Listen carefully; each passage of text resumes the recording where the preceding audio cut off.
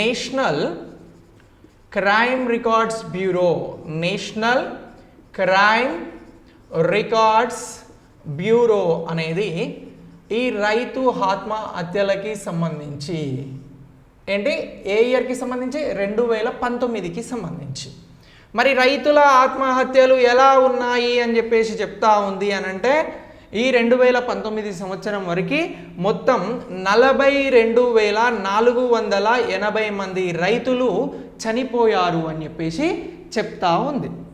మరి ఇవి గత సంవత్సరంతో పోల్చి చూస్తే ఈ ఆత్మహత్యలు అనేవి ఎంత అనంటే ఈ ఆత్మహత్యలు 6% పెరిగాయి అని చెప్పేసి చెప్తా ఉన్నారు. ఏంటి 6% ఆత్మహత్యలు పెరిగాయి. ఈ రైతులకి సంబంధించినటువంటి ఆత్మహత్యలలో రోజువారీ కూలీలు ఉన్నారు, రైతు కూలీలు ఉన్నారు, వీరంతా ఉన్నారు. ఇక ఓన్లీ రైతులకి సంబంధించి ఈ మొత్తం ఆత్మహత్యలలో ఎంత పర్సెంటేజ్ ఉంది రైతులది అని అంటే ఇందులో 7.4% ఉంది అని చెప్పేసి చెప్తా ఉన్నారు. ఓన్లీ రైతులు వీరు. ఇందులో ఎంతమంది మగ రైతులు చనిపోయారు అని అంటే మగవారు మొత్తం ఎంత అని అంటే 5,563 మంది చనిపోయారు. ఇక ఆడ రైతులు ఎంతమంది చనిపోయారు అని అంటే 394 మంది చనిపోవడం జరిగింది. సో ఇలా రైతు ఆత్మహత్యలు అనేవి జరుగుతూ ఉన్నాయి అని చెప్తా ఉంది. మరి ఈ నేషనల్ క్రైమ్ రికార్డ్ బ్యూరో 2019 ఏదైతే ఉందో ఈ 2019కి సంబంధించినటువంటిది చెప్తున్నటువంటి రికార్డ్స్ ప్రకారం భారతదేశంలో అత్యంత ఎక్కువగా రైతు ఆత్మహత్యలు ఉన్నటువంటి రాష్ట్రం ఏంటి అని అంటే ఛత్తీస్గఢ్ ఉంది అని చెప్పేసి చెప్తా ఉన్నారు. ఈ రికార్డ్స్ ప్రకారం ఎంత ఉంది 26.3% రైతులు ఇందులో ఆత్మహత్య చేసుకుంటున్నటువంటి వారు ఛత్తీస్గఢ్లో ఎక్కువ ఉన్నారు అని అంటుంది. ఇక దీని తర్వాత ఎవరున్నారు అని అంటే దీని తర్వాత ఉన్నటువంటి రాష్ట్రం కేరళ అని చెప్పేసి ఈ రిపోర్ట్ చెప్తా ఉంది. కేరళలో ఎంతమంది అని అంటే 26.4% అని గుర్తుంచుకోండి. ఇక్కడ 24.3% ఉన్నారు అని చెప్తుంది కేరళలో రైతుల ఆత్మహత్యలకి సంబంధించి. ఇక దీని తర్వాత ఉన్నటువంటి వారు ఎవరు అని అంటే తెలంగాణకి సంబంధించినటువంటి వారు.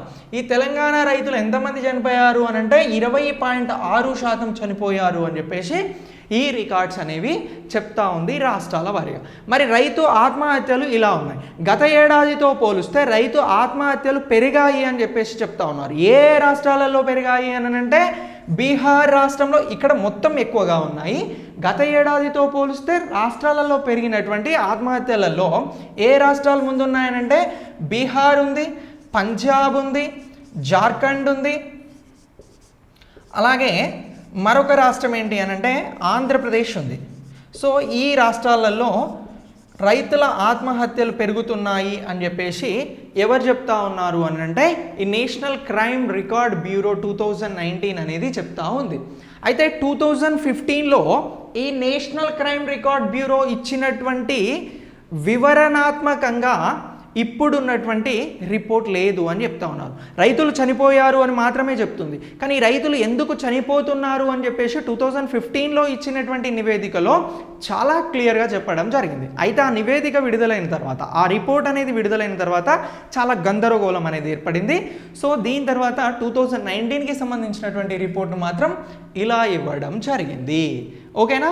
ఇలా ఇచ్చినటువంటి ఈ నేషనల్ క్రైమ్ రికార్డ్స్ బ్యూరోకి సంబంధించినటువంటిది కూడా చాలా చాలా ఇంపార్టెంట్. మీరు ఇందులో క్లీన్గా అబ్జర్వ్ చేస్తే చూడండి, ఒక్కటి కూడా బీజేపీ పాలిత రాష్ట్రం అనేది లేదు. సో ఇలా ఏమంటున్నాం మనం, నేషనల్ క్రైమ్ రికార్డ్ బ్యూరోకి సంబంధించినటువంటి 2019 రిపోర్ట్ ఉంది అని చెప్పేసి అర్థం చేసుకోవాలి. సో ఇది రిపోర్ట్ కాబట్టి రిపోర్ట్స్ చాలా చాలా ఇంపార్టెంట్.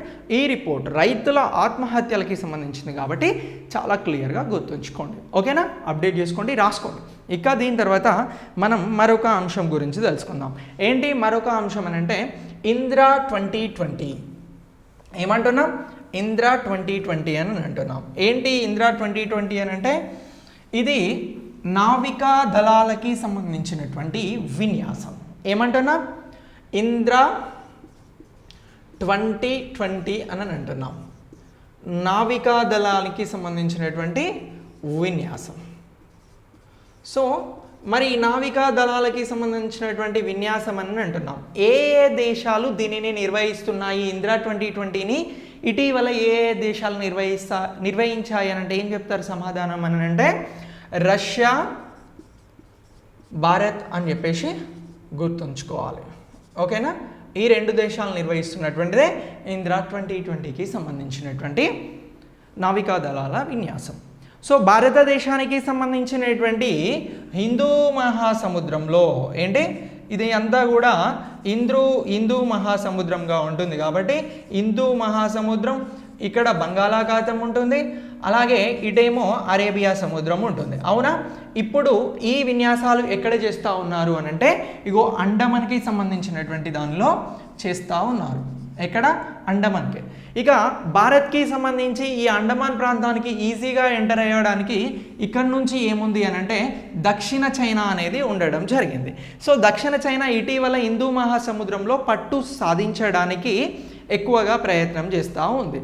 ఇక ఈ ప్రయత్నాలను అడ్డుకునేందుకు చైనాకి సంబంధించినటువంటి విధానాలకి సంబంధించి నావికా దళాలు సమర్థవంతంగా పనిచేయడం కోసం ఇప్పుడు ఈ విన్యాసాలను ఇందిరా 2020 పేరుతో నిర్వహించడం జరుగుతూ ఉంది. ఎక్కడ? ఏ ప్రాంతంలో? అండమాన్ ప్రాంతంలో. ఎన్ని రోజులు నిర్వహిస్తున్నారు వీటిని అని అంటే సేమ్ 3 days. మనం ఇంతకుముందు క్లాస్ మొదట్లో చెప్పుకున్నాం కదా ఏమని, ఏదైతే దేనికి సంబంధించి రాజ్నాథ్ పర్యటన అనేది రష్యాలో జరుగుతుందన్నాం కదా, సేమ్ దానికి ఈక్వల్గానే ఇక్కడ ఇందిరా 2020కి సంబంధించి నావికా దళాల విన్యాసాలు అనేవి నిర్వహించబోతా ఉన్నారు. ఇక చైనాకి సంబంధించి కూడా శ్రీలంకలో ఉన్నటువంటి పోర్టుని 99 సంవత్సరాలు లీజుకి తీసుకోవడం జరిగింది. ఇక పాకిస్తాన్లో గ్వాదర్కి సంబంధించినటువంటి పోర్టుని కూడా చైనా డెవలప్ చేస్తుంది. సో భారత్ చుట్టూ కూడా ఇటు పాకిస్తాన్, సో భారత్ చుట్టూ కూడా నావికా దళాల పరంగా చైనా అనేది పట్టు సాధించే ప్రయత్నం చేస్తుంది. కాబట్టి ఈ నేవీలో భారత్ అనేది ఇంకా మెరుగ్గా రాణించాల్సినటువంటి అవసరం ఉంది అని చెప్పేసి కూడా చెప్తా ఉన్నారు. సో ఇలా ఇప్పుడు జరుగుతున్నటువంటి ఇందిరా 2020కి సంబంధించినటువంటి విన్యాసాలను గురించి గుర్తుంచుకోవాలి. ఇక ఇంతకుముందు జూలైలో కూడా అమెరికాకి ఏంటి యుఎస్కి భారత్కి సంబంధించినటువంటి సేమ్ ఇదే రకమైనటువంటి నేవీకి సంబంధించినటువంటి విన్యాసాలు అనేవి నిర్వహించడం జరిగింది. ఏ పేరుతో నిర్వహించారు వాటిని అని అంటే ఫాసెక్స్ పేరుతో నిర్వహించడం జరిగింది. ఏ పేరుతో నిర్వహించారు? ఫాసెక్స్ పేరుతో నిర్వహించింది యుఎస్ భారత్. ఇప్పుడు ఇందిరా పేరుతో నిర్వహిస్తుంది రష్యా భారత్. ఓకేనా? క్లియర్ కదా? ఇక్కడి వరకు అప్డేట్ చేసుకోండి ఈ టాపిక్ని. ఇక దీని తర్వాత మనం మరొక అంశం గురించి తెలుసుకుందాం. ఏంటి మరొక అంశం అని అంటే భారత్ నైజీరియా. సో భారతదేశం అలాగే నైజీరియాకి సంబంధించినటువంటి ఒప్పందాలు అనేవి జరిగాయి. నైజీరియా ఏ కాంటినెంట్లో ఉంది? ఆఫ్రికా కాంటినెంట్లో ఉంది. ఏమంటున్నాం? భారత్ నైజీరియా ఒప్పందాలు.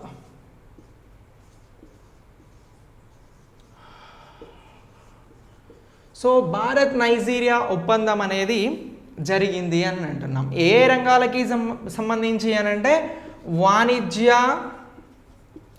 వాణిజ్యాన్ని పటిష్టం చేసుకునేందుకు, అలాగే ఉగ్రవాదాన్ని ఎదుర్కొనేందుకు, ఉగ్రవాదం తిరుగుబాటులను ఎదుర్కొనేందుకు ఒప్పందాలను కుదుర్చుకోవడం జరిగింది. ఎవరెవరు?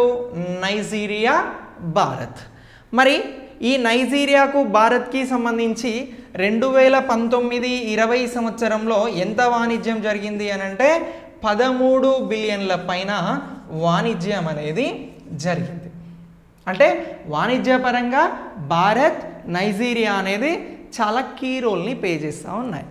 అయితే ఇప్పుడు భారత్కి సంబంధించినటువంటి ఈ వాణిజ్య ఒప్పందంలో భాగంగా నైజీరియాకి సంబంధించినటువంటి చమురు గురించి మాట్లాడుకోవాలి మనం.